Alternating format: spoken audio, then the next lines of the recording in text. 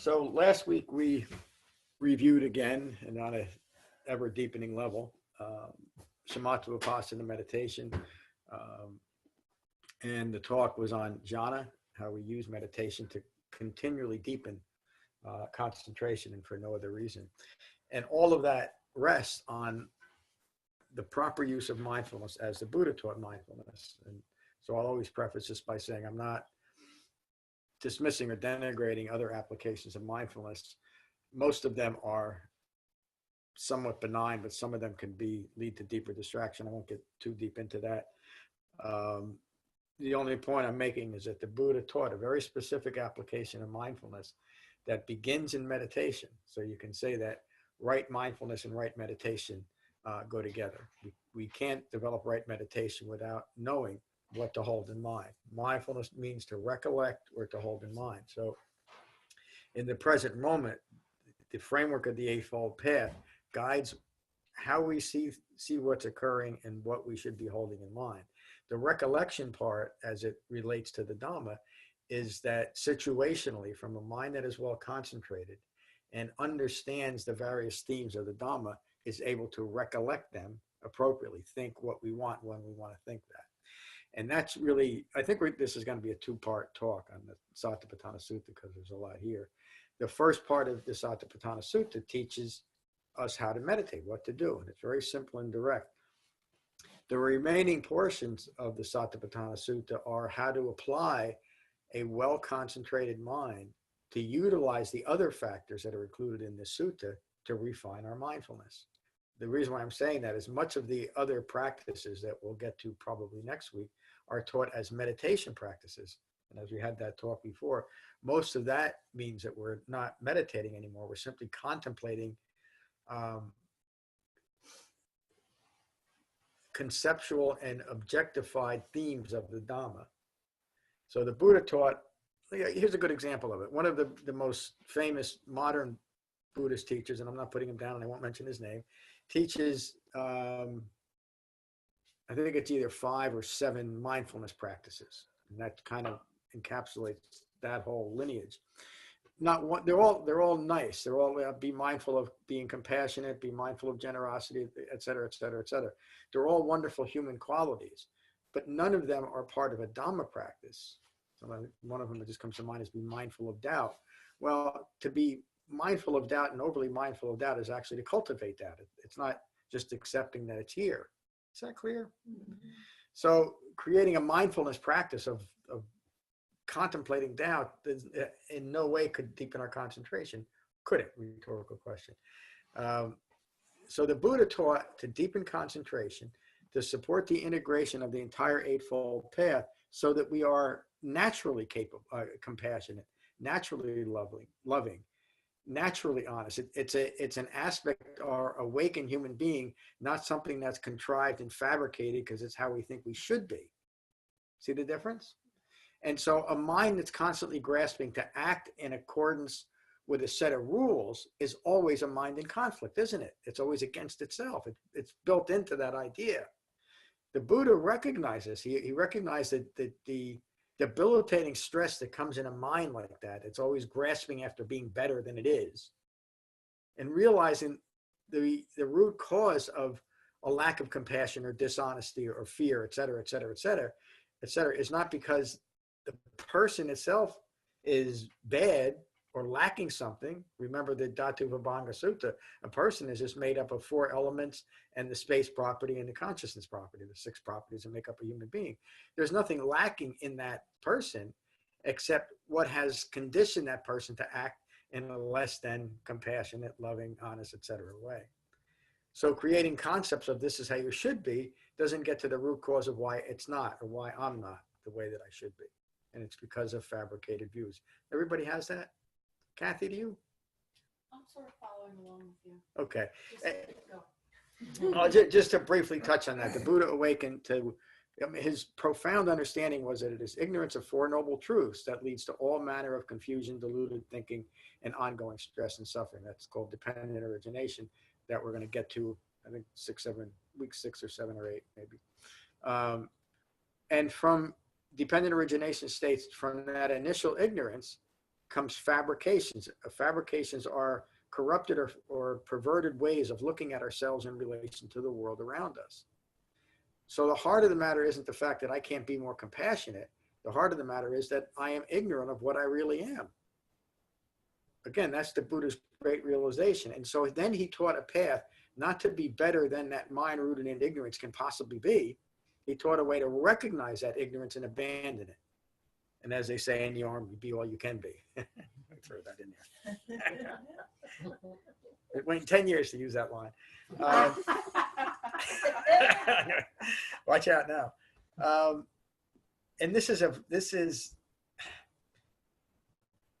being that type of person, someone made up of those 6 properties without an I in it, is the essence of calm. It's the essence of a gentle and meaningful life. Because now I don't need things to be different than they are. Is that relatively clear? Because we're going to get to that part today. And that's the essence of mindfulness.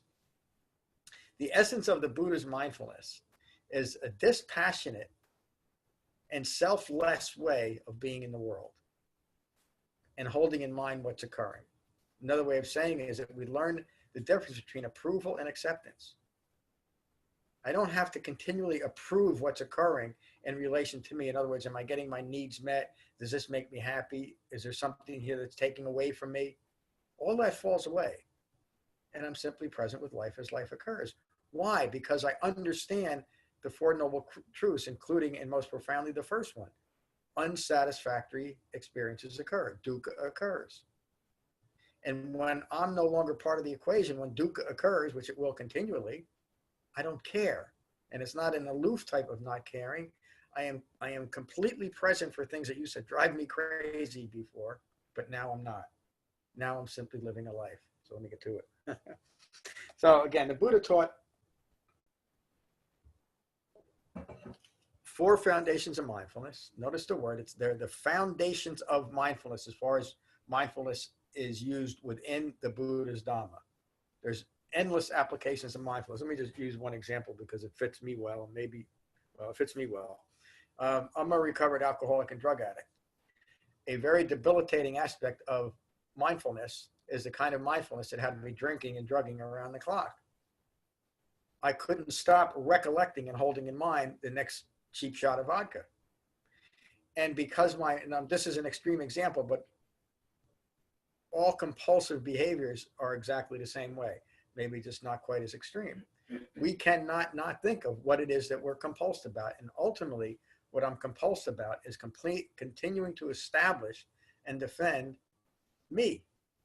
And as we know in dependent origination, my view of me is fabricated. It's corrupted. But yet I'm going to go ahead and keep trying to establish it. Using that example that I just gave, and I've seen this happen, unfortunately, to hundreds of my friends, will allow that compulsive way of thinking to kill us because I can't get out of that feedback loop of this is what I need to be happy. In my case, it was another shot of vodka. But we do it with all kinds of, we do it with shopping, we do it with sex, we do it with golf. Pick one. We do it with Facebook and Twitter. Imagine if that wasn't going on. And we can do it with the idea that I'm going to be the most compassionate Buddhist there is in the world. Even though the outcome is much more pleasant for ourselves and other people to experience, usually, unless you get caught up in the Crusades, that's the same self-establishment as I need a drink of vodka. But I've now substituted a compassionate path or a bodhisattva path, the Mahayana path. And as long as I can fit myself into that ideology, I'm good to go, as long as that's maintained. And so we get very defensive over these conditioned positions that we make. Now, back to the 4 foundations of mindfulness. The Buddha recognized this ongoing series of I-makings, ongoing self-referential events in our own mind, that he realized he needed a way for the individual, not for him as the savior Buddha, he wasn't one, for individuals that would develop his Dhamma to see themselves doing this, to recognize the feedback loop. That's why we use mindfulness in the Buddha's Dhamma. And there's 4 foundations of that he taught. And these foundations are first established in meditation, then off our cushion, we take that concentration and integrate the entire Eightfold Path as our Dhamma practice. Is that clear to everyone? That's why we That's a lot of meditate. information. Yeah, so let me stress it again this way. We concentrate so that our minds are well concentrated enough to hold in mind the other important principles. That's the essence of refined mindfulness. And the overarching principles are right speech, right intention, right view, right intention, right speech, action, livelihood, right effort, right mindfulness, and right meditation. Again, a lot of words, the first time you hear that, probably the first 20 times, you might not even remember all 8. I didn't. It took me a while to remember just what they were. But once we know that, that becomes a reference for our Dhamma practice. And we don't have to know in profound and exquisite detail every part of right effort. We just have to hold in mind that right effort is continuing with Dhamma practice and being gentle with ourselves. Right intention is the intention to recognize in this moment and abandon craving and clinging. Right view gets us headed in profound right view by simply, in the beginning, accepting that my view right now is fabricated. It's rooted in, and we know it's fabricated because I don't have complete knowledge of Four Noble Truths. Remember, dependent origination, from ignorance of Four Noble Truths. It's not saying that we're just ignorant people because we're human beings. We're ignorant of a specific topic. If you never learned how to change your oil, you're ignorant of how to change your oil in your car. It doesn't mean you're a bad person. It just means you don't know that, right? Okay. I'm threatening to do the Four Foundations of Mindfulness. Now I'm going to do it. On one occasion, the Buddha was in Kamasadana, where he addressed those assembled. Friends, there are 4 frames of references, 4 frames of reference, 4 foundations of mindfulness that, excuse me, that are required for the purification of all beings, for the overcoming of sorrow and regret, for the disappearance of pain and distress, for establishing the right method of practice, and for complete unbinding. There are 4 foundations, and only 4. Again, the Buddha didn't teach other mindfulness practices. Some of them might be helpful, but most of them will, when you try to, and this happens often, when you try to incorporate other mindfulness practices you might have learned from a charismatic teacher or somewhere on a video, and make that part of your Dhamma practice, you're distracting yourself from what the Buddha is teaching. And so that's not to say that you shouldn't incorporate other mindfulness practices. I wouldn't, but if you do, keep them separate from what the Buddha taught. In other words, don't conflate the two, or else you'll lose what the Buddha is saying here. What are these 4? The 4 foundations of mindfulness. We do this every time we meditate. Being mindful of the breath in the body, determined and alert and abandoning craving and aversion to what is occurring. It simply means to be mindful of your breath. And then when you get caught up in your thinking again, like you hear in my instructions, simply recognize you're distracted, come back to the sensation of breathing. In other traditions, we talked a little bit about counting meditation. That's often taught to beginners because the poor beginner, I won't be sarcastic, because the beginner has such great difficulty in the beginning of meditation. So let's give them an easier method. But when you substitute that easier method, you're simply substituting a beginning of meditation practice, because counting numbers or counting sheep or counting anything is not mindfulness of the breath. And it's something that at some point is going to have to be abandoned. The more you use it, the more it's going to be difficult to let go. And you might find, again, I'll use myself as an example. My first meditation method was transcendental meditation, which is a mantra-based meditation. And they give you that there's a ceremony, and you're given this secret word that nobody else has, and you can never, ever, ever tell it to anyone. Mine was Hrim. I later found out that they pick from these 7, they're called root words in Kriya Yoga. It has nothing to do with nothing, but there's only 7 of them. Mine was one of them. So I think it's okay if I say it to you. Anyway, I don't use it. I did for about 2 years until TM wasn't taking me anywhere. But even after I stopped, many years later, in fact, it probably occurred 20 years later, I'd be sitting in meditation, this meditation method, and all of a sudden I find myself stuck on my mantra again, because I had so conditioned myself to do that. Of course, it's just another thought at that point, come back to the sensation of breathing. So if we condition ourselves to use different meditation methods, such as counting or visualization or chanting, or this gentleman I mentioned before, he really substitutes walking meditation for sitting meditation. It's going to be very difficult to go from that way of thinking to simply be mindful of the breath. But so the Buddha taught a foundation of mindfulness beginning with be mindful of the breath in the body, no matter what's occurring. Very simple. It's always with us. Number 2, be mindful of feelings arising from the sixth sense space, determined and alert and abandoning craving and aversion to what is occurring. Again, we're sensitive and conscious beings, excuse me. As soon as we sit down in meditation and become mindful of the sensation of breathing, for most of us, a feeling or a thought is going to grab our attention. It's going to arise. What the Buddha is teaching, again, it's something that has developed that is so contrary to this, is when a feeling arises, recognize that a feeling has arisen and come back to the sensation of breathing, period. Don't analyze it. Don't label it. Don't figure out who's to blame for the feeling. Any of that type of contemplative or analytical work is simply a distraction, isn't it? And even the idea, that's the other common method of teaching beginners to meditate. Whatever comes up, put a label on it. Well, what is a label? A label is my self-referential view over what's occurring, isn't it? Using my meditation practice, a mindful practice, in a mindless way, or to increase mindlessness. The Buddha recognized that. There's no reason, we don't have to remake the wheel. The Buddha taught this very simple, very direct, and incredibly powerful and effective meditation method. The problem is we want to keep adapting it. Excuse me. And we want to keep adapting it, and the adaptation seems reasonable because they allow us to be comfortable in our distraction from deepening concentration, from doing jhana. Is that clear? Is it really? All these other little methods that we make, they're just another distraction. They feel good to many, many people, great, millions of people, because it's an accepted distraction rather than grabbing a shot of vodka, or playing too much golf, et cetera, et cetera. So these very subtle but powerful strategies that we now incorporate into our meditation practice and are widely accepted simply become more distraction, and more distraction from recognizing ignorance.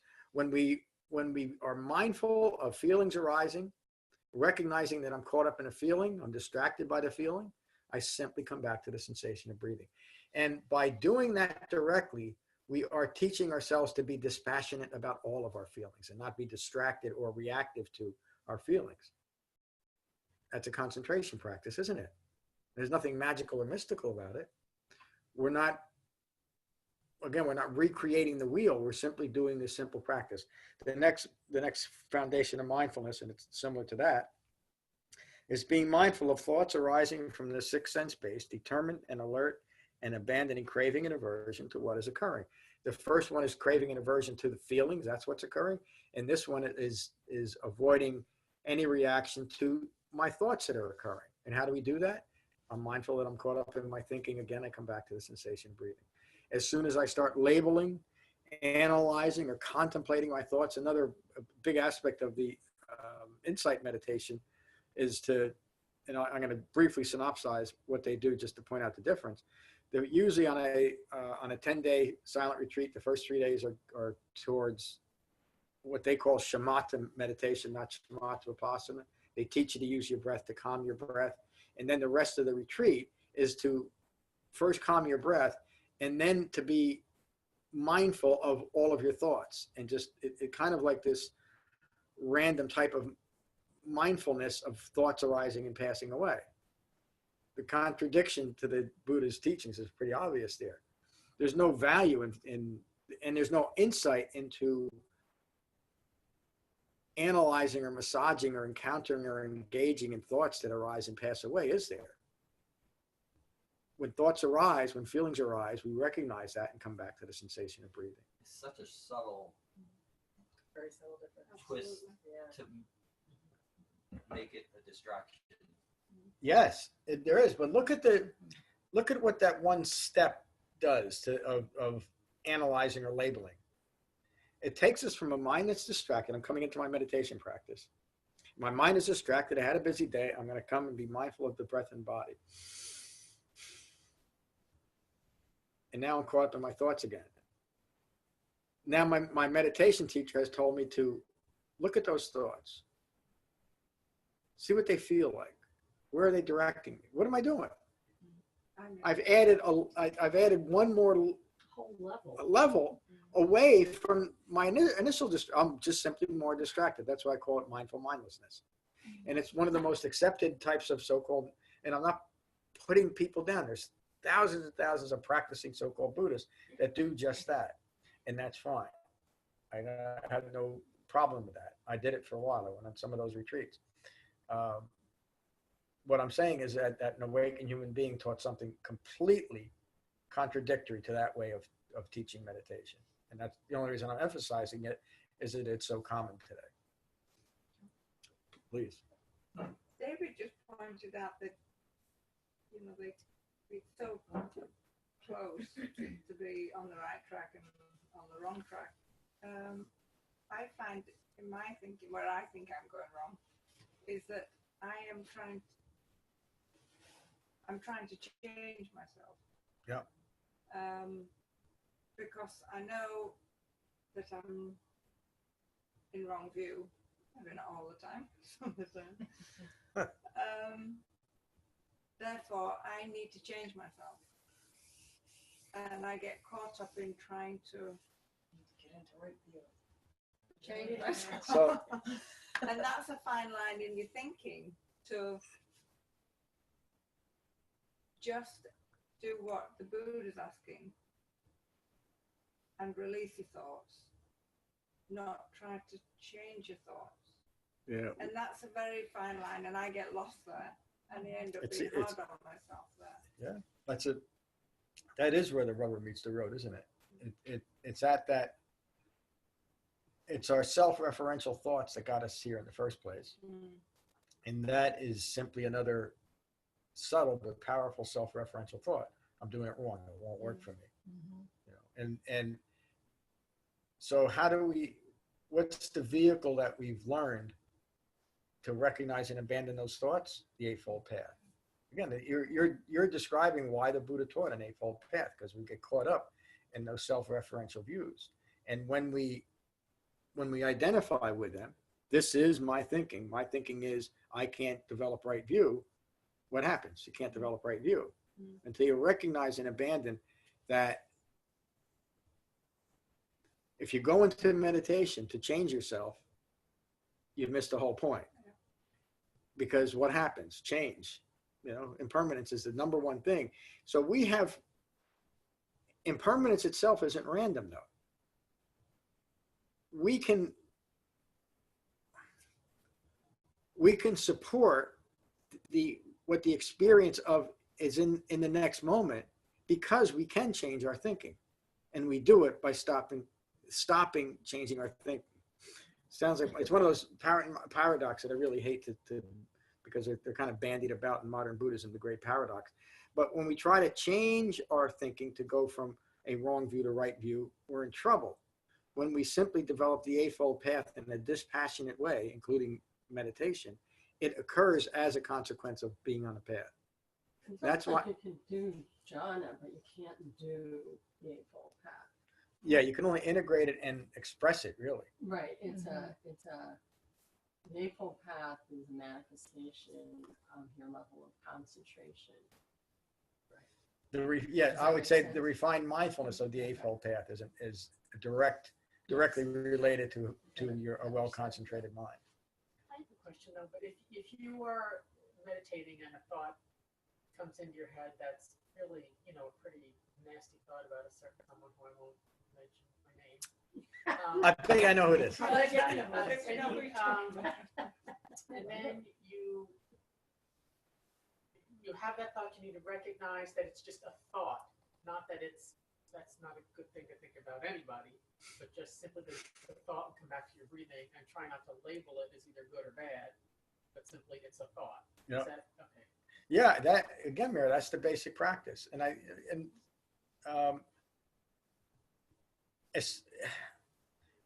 Especially in meditation, because that's how we deepen concentration, no matter what it is. Even if we have a thought about an individual person that we know is shared by millions and millions of people, and again, I'm not talking about one specific person, but using the example, in our minds, we can just go down that whole story and disregard the fact that it's our thought of that person that's creating conflict in our mind, not the fact that everybody else agrees with us, or many people do. Ill will. Yes. Label it as ill will. And yeah, we're gonna talk about that maybe next week now. But yes, simply recognize it. It's a disturbance in my mind. It's ill will towards another human being. Doesn't matter if it's justified or not. Ultimately, what I'm most concerned about in meditation is the present quality of my mind. I don't want to be distracted by justificated, I'll just use a harsh word, by justifying my hatred towards someone else. Think about that. In my meditation practice, no, I want my meditation practice for deepening concentration. Those other things that are the current political climate is something that we can then relate to in a mindful way.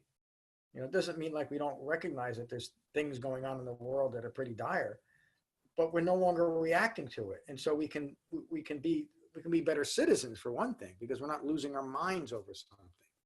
But to answer your simple question, yes. When a thought arises, no matter what it is, we come back to the sensation of breathing. And then off our cushion, because we've developed that refined mindfulness, when immediate situations come up, we'll be able to deal with them in a much more realistic manner too, without losing our minds off our cushion. But we have to train somewhere. That's what meditation practice is. It's a practice of training our minds to be concentrated.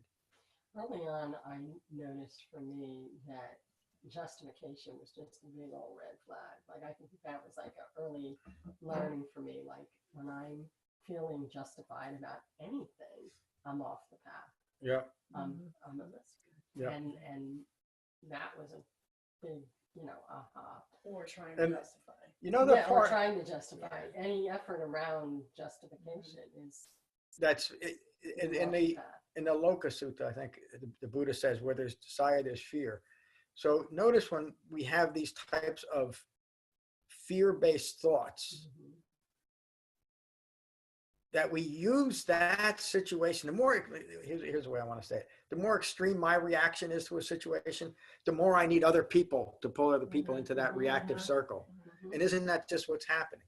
Yeah. Where there's desire, there's fear. So I might feel justified in feeling a certain way towards a person or a situation, but because I've now lost my mind, I need to attract and encourage other minds to do the same thing. Why? Because I'm scared, or I wouldn't feel this way in the first place. I think that's why Fourth Foundation, even though it's tricky, but now, as Jen said, you recognize that that's ill will. You recognize that it's doubt. You recognize that it's restlessness. So there's value in understanding what the Buddha was teaching, but he's not teaching you to contemplate. He's teaching you that that's what you will see arise. So yes. If it was laziness, you recognize that. And if I didn't go through that process of kind of wrong approach toward the mindfulness teachings, I wouldn't then have been able to integrate it properly, because I don't follow that ill will to try to figure it out. I just recognize it as it arose. So again, it's very subtle, and it's an important, like you can take weeks on just teaching that aspect of just the Fourth Foundation, that it's not this list that says memorize and then contemplate. It's just to be aware that that's what arises. Yeah. Return to your breath. And that's the practice. That's what arises and passes away. Yes, that's the practice. That is. And not get caught up in I making of any of that. It's just what's occurring. And it's occurring. Why? It's occurring. Life occurs because I have a life. It's not occurring to me. It's occurring because I happen to be here. And then we get to the great existential questions. The Buddha said, "Don't go there. It's just more I'm making. Like, why am I here? Even if I could know why I'm here, I mean, I'm here to teach You're meditation. still here. Yeah, I mean, Make a what- difference. That's right. But the why, I used to have this Jesuit friend of mine. He was a great guy, and he had 9 nervous breakdowns. I know they call them something different now. That's what and he used to say, "There's nothing wrong with losing your mind. You just get another one." And the one thing, what I wanted to say, and he'd say, we used to have these great philosophical questions, and I always try to pin them down and explain to me where everything came from and why babies die, et cetera. And he'd say, "John, if you want to maintain sanity, never ask why." I still remember him saying it. Never ask why. And it took me a long time. He said this over a series of years, and I never quite got it. In fact, I got it well after he passed. If I'm asking why, what I'm really asking is, where can I establish myself here? Mhm. It's always a self-referential, unless you're Einstein, maybe. Why is this happening to me? It's not. It's happening. It's happening because I happen to have a life. That's it. And I got these 6 properties. But the wonderful thing about what the Buddha realized, and the wonderful thing about having developed a refined mindfulness of the Eightfold Path, is I don't have to worry about it anymore. I can just enjoy what's occurring, no matter what it is. And we all talk about developing that. That's one of the things that is most remarkable about this sangha. We all recognize that this is what's developing. Let me get to the 4 foundations of mindfulness. So we've talked about, again, we do this in meditation very quickly, not over the course of an hour and a half. We begin our meditation by being mindful of the breath in the body. And as that relates to jhana, we take pleasure in that first jhana, the directed thought of seclusion. Then the Buddha says, be mindful of feelings arising and passing away and thoughts arising and passing away.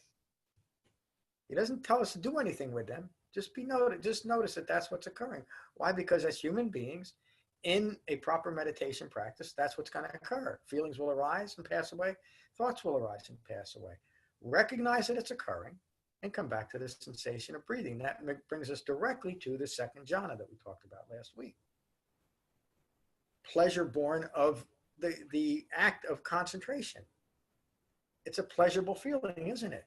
And it's nothing that we've all experienced that second jhana, what the Buddhists talk, we're all able to recognize and abandon feeling and thoughts arising and passing away, correct? And we come back to the sensation of breathing. It doesn't matter if it's for 1 breath, 2 breaths, or a half an hour worth of breath. We're doing the practice. We'll be able to do it for longer periods of time comfortably as we slowly add time to our meditation practice. But if we do it all at once, we probably won't get there. The 4th foundation of mindfulness. Being mindful of the present quality of mind, determined and alert and abandoning craving and aversion to what is occurring. This is what we talked about. When we can go through on our cushion, being mindful of feelings and thoughts arising and passing away, always coming back to the sensation of breathing, we will establish a well-concentrated mind. A well-concentrated mind is a mind that is at peace. Even if it's just on our meditation cushions, and maybe it's only just for a moment or 2. But that present quality of mind, noticing the present quality of mind, is the 4th foundation of mindfulness. There's nothing here that the Buddha says, and then the 4th foundation of mindfulness must always be calm and peaceful. He could say it, couldn't he? If he was unrealistic. What he says is just notice it. If you've gone through this process, you've taken a breath, you've allowed feelings and thoughts arise and pass away, notice the present quality of mind. And if the present quality of mind is less than peaceful, what do we do with that? Accept it. Be at peace with it. It sounds a little crazy at first to be at peace with a less than peaceful mind state, but that's the 4th foundation of mindfulness. We don't change it at all. Why? Because it's what's occurring. We learn in a very profound level the difference between approval and acceptance. I don't have to approve of what's occurring, but I accept it. Why? Why? Because it's occurring. Because it's occurring. It just isn't that the essence of sanity? Mhm. I accept it because it's what's occurring. It doesn't mean it's approval. Approval is a function of a self-referential ego personality, isn't it? I want this to be different than it is. I want more or less of it, or whatever it might be. The 4th foundation of mindfulness follows from being mindful of the breath in the body and not being distracted by what's feelings and thoughts arising and passing away, which is always so off our cushion. Feelings and thoughts arising and passing away are attached to what's occurring if we're stuck in wrong views of self. And so the present quality of our mind is going to be agitated. But it's just as important to recognize an agitated mind state as it is to recognize a peaceful mind state. When we find ourselves in an agitated mind state, to simply recognize it. And if we're fortunate enough that we can sit for a few minutes, do that, but at least understand it in the frame of reference of the Eightfold Path. Perhaps my mind is agitated because of my just momentarily previously wrong speech or wrong action or wrong livelihood or a wrong view of what's occurring. I despise that person in front of me. Well, okay, if I do that, my mind is going to be agitated, isn't it? And we want it, and a self-referential self wants to blame the person that I'm judging harshly for my agitation, don't we? Rather than recognize it's my harsh judgment that's agitating me. Taking control of our minds. Is that clear, that little bit I threw in there at the end? That was very helpful. Yeah, so our quality of mind is a direct result of not what's occurring outside. It's a direct result of what we're holding in mind inside. And we have, that's the ultimate choice we have moment by moment. What am I going to hold in mind? If I hold in mind, this is the essence of refined mindfulness. If I'm holding in mind the framework of the Eightfold Path for the way that I'm interacting and viewing myself in relation to the world, my mind will be at peace and I'll be fully present with what's occurring without the need for it to be any different than it is. A dispassionate, selfless way. That's the essence of the Buddha's mindfulness. Okay. This is definitely going to be at least 2 parts, but I want to go just a little further. Because then I'm going to ask you to be more mindful of this in your meditation this coming week. The first foundation of mindfulness. And how does one remain mindful of the breath in the body in and of itself? Find a secluded spot, the shade of a tree or an empty hut or quiet place in our house. Sitting erect with legs crossed in front, if you can. You don't have to do that. And place attention on the breath. Remaining mindful of the breath, breathe in and breathe out. Mindful of the breath, long or short, breathe in and breathe out. The reason why that line is in there, and that's another line that is taken out of context, where whole traditions make up practices based on fabricated breaths, meaning this meditation, I'm going to fabricate long breaths and I'll focus on long breathing and what that feels like. That's just more I'm making it. I think everybody here sees that. You're just manipulating your breath. Manipulating your breath in any way is a subtle and sometimes not so subtle form of eye making. And again, it's fine if you have a practice of doing that for some reason. Just make sure you don't conflate it with what the Buddha is teaching. However we find ourselves breathing, the first foundations of mindfulness says we simply acknowledge that we're breathing, not long, short, it doesn't matter. Training yourself to be sensitive to the breath. Again, we're not sensitive to the breath, just means to be aware that we're breathing. We're sensitive and conscious beings. We're using our senses properly that way. Sensitive to the breath and calming any bodily fabrication. So it doesn't mean that I find myself a little jittery and okay, now I got to focus on not being jittery. It means that as a consequence of being mindful of the sensation of breathing in my body, bodily fabrications calm. It's not a direct act. Again, a lot of meditations are taught, now go find pain here in your body or focus on your knee or focus on your ankle or do a yoga nidra, which is a wonderful way to help yourself relax. If anybody knows it, I'm not saying don't do it, but don't do it as a meditation practice. When you meditate, it doesn't matter what you're feeling, where you're going, what you're thinking, whatever it is, come back to the sensation of breathing. And that will deepen concentration. Training yourself to be sensitive to the breath and calming any bodily fabrication as a result of concentrating on your breath. Ever mindful, calming the body with each in-breath and each out-breath. It's such an important line, and it emphasizes what I just said. Ever mindful of the breath. It doesn't say ever mindful of calming the body. Ever mindful of the breath, calming the body with each in-breath and each out-breath. Again, it's not something we're directing our thoughts to. We're directing our thoughts to our thinking. Remaining mindful of the breath in the body, mindful of the in-breath and the out-breath, the arising and passing away of phenomena with regard to the body.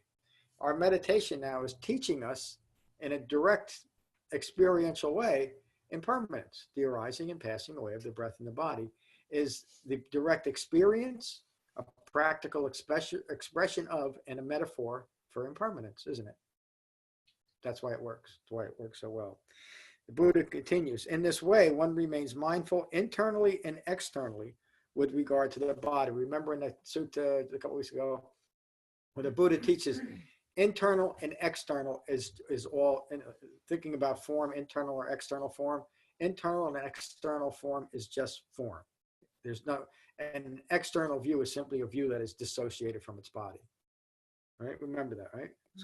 So if we're in our meditation and we got our thoughts, floating around the cosmos or somewhere, there's nothing magical or mystical about that. It's just a thought. Come back to the sensation of breathing in your body. With no self-reference, calmly noticing there is a body, right? Not negating the fact that there's a body, there is. Remaining independent of and not clinging to anything in the world. Concentration is the foundation that supports refined mindfulness. Being mindful of what is occurring in relation to the Eightfold Path is refined mindfulness. These are my words here.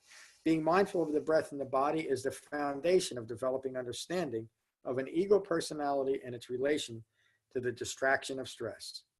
Being mindful of the breath in the body interrupts outer focus, clinging, and conditioned thinking, and begins to quiet the mind with directed inner mindfulness. That's relating again to that the first jhana.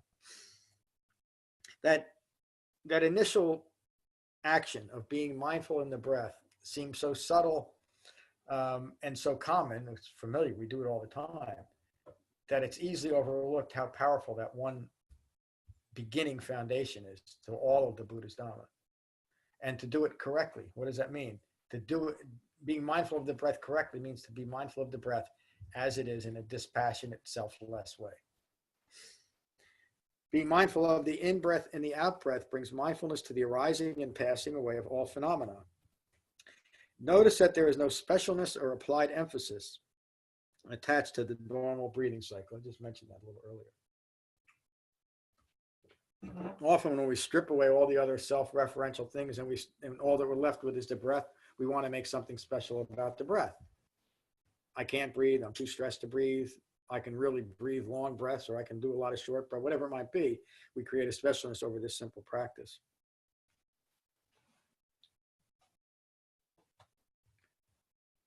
Let me skip ahead just a little bit. The Buddha continues, and this is another thing where there's a whole very popular lineage where walking meditation is substituted for sitting meditation. The Buddha taught in this sutta to be mindful of the breath in the body as a meditation practice, not to be mindful of your feet. And a consequence of a well-concentrated mind is that when we're walking, we're mindful that we're walking. But again, it's not a meditation practice, it's walking. The Buddha says, when walking, simply be mindful of walking. When standing, be mindful of standing. When sitting, be mindful of sitting. When lying down, be mindful of lying down. In any function, be mindful that there is a body. Again, those instructions are just to begin to unite the mind and the body. When we're walking, be mindful. That's what you're walking. Don't be thinking about, whatever you might be thinking about. When you're lying down, you're lying down. A well-concentrated mind, when it's lying down, is just lying down, isn't it? The essence of concentration. When going about, looking this way and that, be fully mindful that there is a body. When bending or reaching, be fully mindful. When carrying a bowl or a cloak, be fully mindful. When eating, drinking, or savoring food, be fully mindful. When eliminating waste, be fully mindful. When walking, standing, sitting, sleeping, walking, talking, or silent, be fully mindful. In other words, that's the essence of the Buddha's mindfulness that's developed on our cushion and then within the framework of the Eightfold Path. We then have the ability to be mindful with our life as our life occurs. In this way, one remains mindful of the breath in the body, the in-breath and the out-breath. In this way, one remains mindful of the breath in the body, the arising and the passing away of the body, independent of and not clinging to anything in the world. Just being mindful of our breath trains us in that way. Just as a person with good eyesight, emptying a bag full of mixed grains, would know, well, this is wheat, this is rice, These are beans, these are sesame seeds. In the same way, one remains mindful from the soles of their feet to the tops of their heads, encased in skin. There is hair, nails, teeth, tendons, bones, marrow, organs, feces, phlegm, blood, urine, sweat, fat, tears, saliva, mucus, and fluid in the joints. Meaning, there's a whole meditation called Meditation on Eternal Grounds in the cemetery, where we bring to mind in a graphic detail over and over and over again the different parts of the body and look at them as they decompose. The Buddha is simply using a decomposing human body to teach impermanence, and so that we stop being so enamored with this form, not as a meditation practice. In this way, one is mindful of the four elements that we talked about before, the four elements of the six properties that make up a human being. In this way, one is mindful of the four elements, the earth element, the water element, the fire element, and the wind element, and those other two properties, the space and the consciousness property. Be mindful of impermanence of the body to develop this passion, not to create further clinging to, oh my God, I'm going to start rotting away at some point. If left unattended, a corpse decays quickly. It becomes bloated and infested. It is picked at by birds and dogs and other creatures.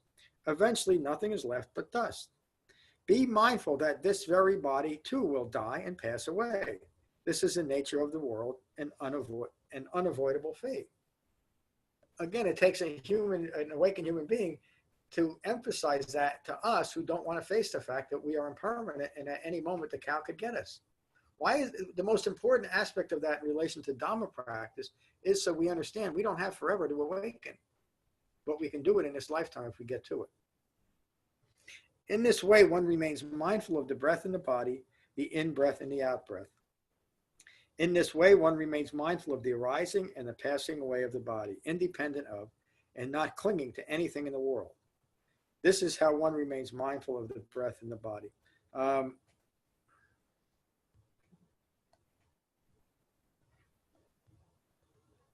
going to ask you all just to be mindful. I'd like to get to a certain point in this sutta, but it's probably going to take me another 15 minutes to get there, and it's about 10 minutes to 10. So would it be best if I stop now and pick it up next week? I'd appreciate you. I think you've gone through a lot of Okay. information, right? That's what I wanted to hear. So this where I stopped at, where we'll pick up again next week, is mindfulness of feelings. But what I wanted to ask you then is to maybe review this and then mindfully bring it into your meditation practice as the Buddha described it right there and then off your cushion.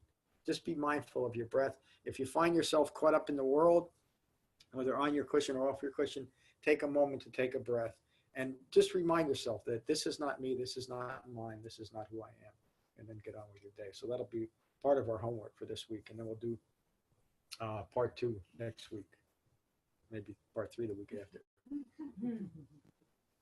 Well, we had a great discussion, and I think we created or developed a deeper understanding of the meaning of mindfulness and the importance, right?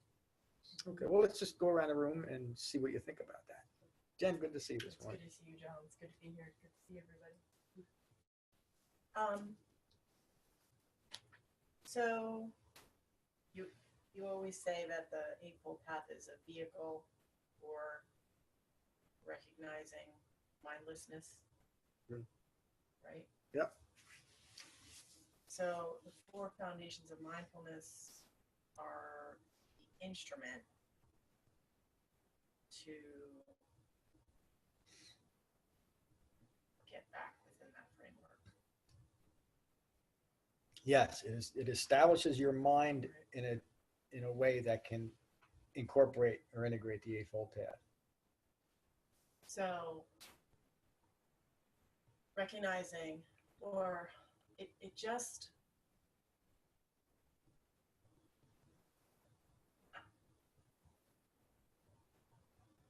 conditions you, pardon that the use of that word, it conditions your being to be in your body. Yeah. Watch, breathe, allow feelings to arise and pass away, allow thoughts to arise and pass away, and notice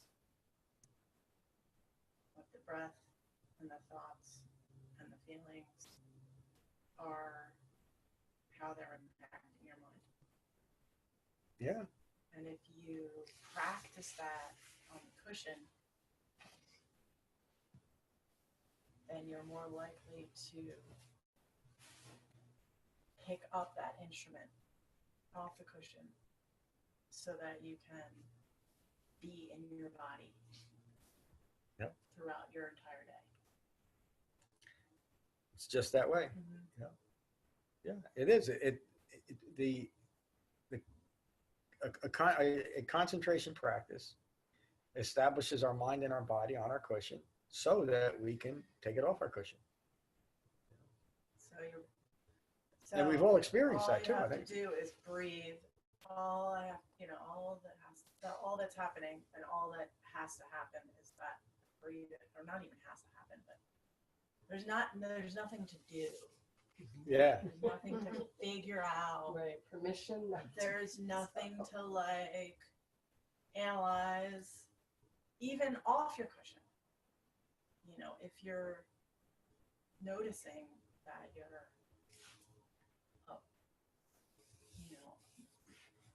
distracted or upset or worried or whatever, it's just breathe, feel, think, and notice what those things are.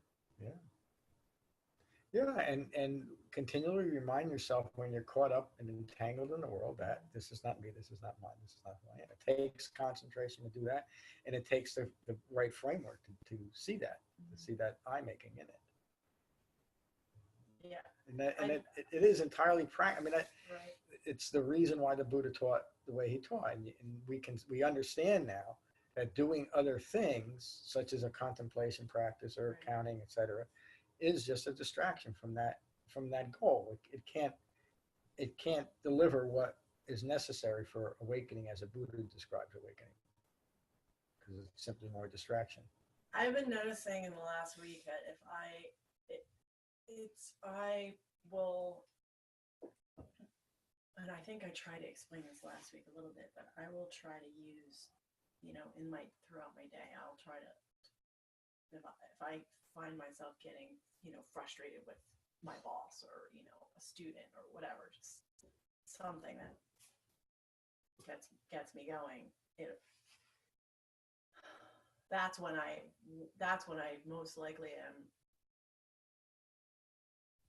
tend to recognize that I'm off the path or not being mindless. Yeah. Because it's uncomfortable. Yeah. And I will tend to use, I'll try to start explaining in my mind, this is just your ego and your eye making, and you're trying to, this person has brought something up for you. That's all analyzing. Yeah, that is. And instead, I've just been kind of dropping into, feeling. It's almost like a place where there's just there's no words for it. Just drop back into breath, feeling, thoughts, and just doing that for like 10 seconds. Yeah. Whatever it is that it just, there's no words to explain it, but it's been helpful. So thank you. Thank you. Practice. Yeah, right. that's your practice. Yeah. It Instead of the 5-second rule or some other version of that, Yeah. it's your practice. Yeah. And instead of contemplating it, you're just returning to your breath. Yeah. It's exactly what's supposed to happen. Yeah. Yeah. That's it. You're calming your mind by disentangling yourself from the situation. And the calm and peace naturally arises. It's not, that's not fabricated. It's not, I'm a Buddhist and I should feel calm. Right. You just feel calm because you're a Buddhist. Lorna, good to see you. Good to be here.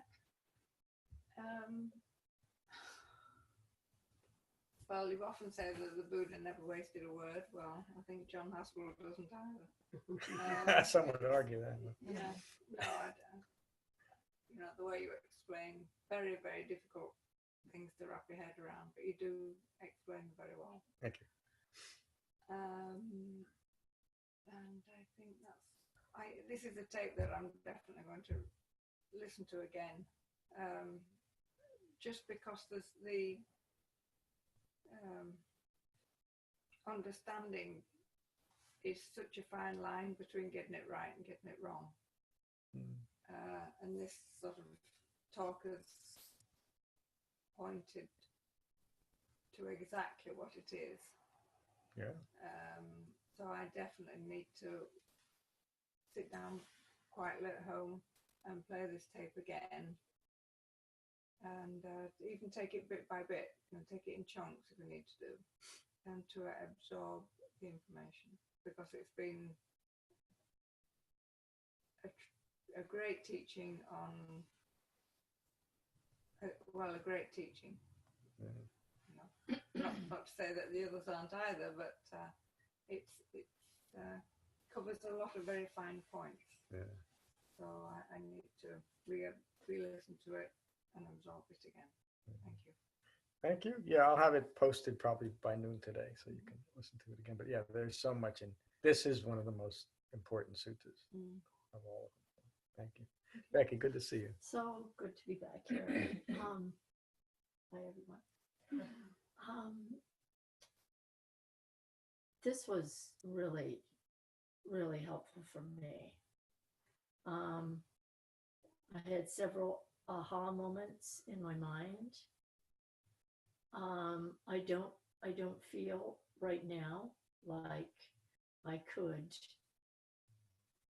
re-describe them.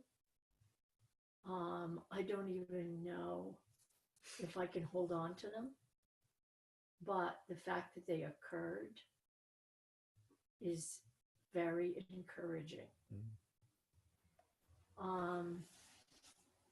I just came back from a 10-day stay with a very good friend, and I had some really difficult time. I had a difficult time there because I realize now of what was happening in me. Yeah. I had a lot of trouble accepting what is happening with him. And this really helped me to be able to say, this is what's happening. This is what's happening. And I can't change it. Yeah. The only thing I'm coming up against now is it was so hard for me to be there that I keep projecting, am I ever going to be able to hang out with him again? And that's the thing that I am having trouble with now. But I realize that still I'm making. And I just have to accept what's happening now and not worry about what might or might not happen in the future. And so this was really helpful for me to sort of calm, get back on the path with regard to this one issue that's been bothering me a lot. So Thank you. Yeah. Again, it's meant to be practically applied just in that way. Thank you. It's just 10 o'clock. It's 4 after. Does anybody have to go? I'll give you a chance to speak before you run out. Okay. We'll be done in just a few more minutes. So, Mary, good to see you. Oh, good to be here. Good to see everyone. A little bit of what everyone has said. The permission to treat your thoughts not regally and not inferior, and they're just thoughts, and just to zap the emotion out of all of that is very freeing. Same with feelings, right? Feelings are what emotions attached to a thought or whatever. You're brought up a certain way and you think your feelings matter and you fight for those feelings. it's very refreshing to be able to put the practice in place and recognize things as they are, and permission to do nothing about them, which is the non-reaction piece. Yeah. That, as a grown adult, I've had to learn. But it's fascinating and helpful and hard and all of those things. But it's as with any fundamentals in life, it's always important to return to the fundamentals. To continue to strengthen whatever you're doing, whatever practice or athleticism or leadership or anything. So very helpful. Thank you. Thank you. Yeah, it is. David, good to see you this morning. Good morning. This practice is an exercise of replacing ignorance with wisdom and concentration, and mindfulness is the path to that. And recognizing and understanding 3 marks. There's a lot involved with all of these teachings, but it does come down to being mindful of the present moment. And these classes are just so helpful, and you do get something different out of it each and every time, because your understanding grows and your concentration grows. So just thankful to be able to participate. Thank you. I'm glad you're here. Kathy, good morning. Welcome back to our sangha. And So this is all very new to me. yeah, But I just, in my mind, emotional liberation. Yeah. The whole concept of what you're teaching. Just new to it, a new student, but that's just my, makes it an easy way to live. yeah, it does, and that is the point. Did I cut you off? I'm sorry. No, I have nothing else to say. Yeah, that's a great way to put it, emotional liberation, because the my description of an awakened human being is someone who has gained full human maturity. That's what that is. We're not driven by our emotions, by how we feel or how we think about how we feel. We're just simply mindfully present with a calm and peaceful mind. And it really isn't all that much more than that. But the profound wisdom of Siddhartha Gautama was that he understood it wasn't enough to just say we could be like this. He understood that we can't unless we address the problem of ignorance of the way things are. And that's the Eightfold Path. So it's a little bit more than just thinking about how we should be, but there's a clear and direct path. And to me, that's one of the most remarkable things of my lifetime, that these teachings from 2,600 years ago are still available and effective today in any situation. It's difficult to accomplish, but it's easy to accomplish. Yeah. It's a lot easier than not. Pretty You know, good. I mean, living without That was the middle point. living without the knowledge of what we're living in is really difficult. Yeah. And it's impossible. And so it is much easier to understand once we get past some conditioned views. It's just a calm and peaceful way of living our life. Yes. And so who wouldn't want it? So It's nice. yeah, it is. I'm glad you came at a good time too, as we're going through the book again. So thank you. I'm glad you're here. Mary, good to see you. Be here. As usual, I come out of here feeling a lot more hopeful than when I came in. And I just need to hold in mind these teachings and how easy it is to get mired in whatever is going on. Even if it's my own, being in a very down mind state and just recognizing this is where I am. Yeah. And instead of fighting it, I mean, it's so silly to fight it because it always passes. Yeah. You might as well just not make it worse by sticking the second arrow. That's right. Yeah, and the quickest way to do that and most effective is to come back to what's occurring right now. Yeah. In a dispassionate way. Thank you, Mary. Glad you're here. Kevin, good to see you this morning. Again, I'm awed by all the wisdom that comes out of the sangha. It is Just, it's amazing. just the depth of feeling and understanding is amazing. And then, it's great to go through this again. It's the beginning teaching, and every time I sit down to meditate, I think I feel like a beginner. And then, going through this for a couple of years now and several times, I just, and with your teaching, it's just amazing how differently I view it from when I first approached it. Yeah, always evolving. Yeah, it is. It is. It's just like you've all heard my story. I was involved in Buddhism for so many years, just getting more and more confused and frustrated and couldn't understand what I was doing. And then I came across what the Buddha actually taught, and it changed everything. And everything that he teaches, talk about not wasting a word, every single thing that he teaches is practically applicable to a human life. There's no dross. It's just, and you can, as we go through the rest of this, might be even 2 more weeks, the different themes that the Satipatthana Sutta addresses, every one of those themes is in a way a complete practice as long as you understand the context, like the 5 hindrances, or the 7 factors of awakening. It's just remarkable.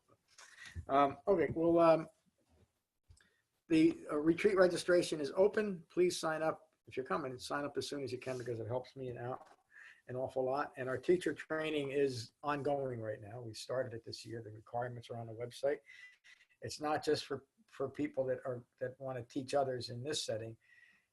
It's also going to be a very useful teacher training for just one-on-one, maybe your friends, how to explain it to friends or families, etc. So it's geared that way too. We'll finish with metta as we always do. So again, find your relaxed meditation posture. And these are the Buddha's words on metta from the Karaniya Metta Sutta. This is what should be done by one who is skilled in goodness and who knows the path of peace.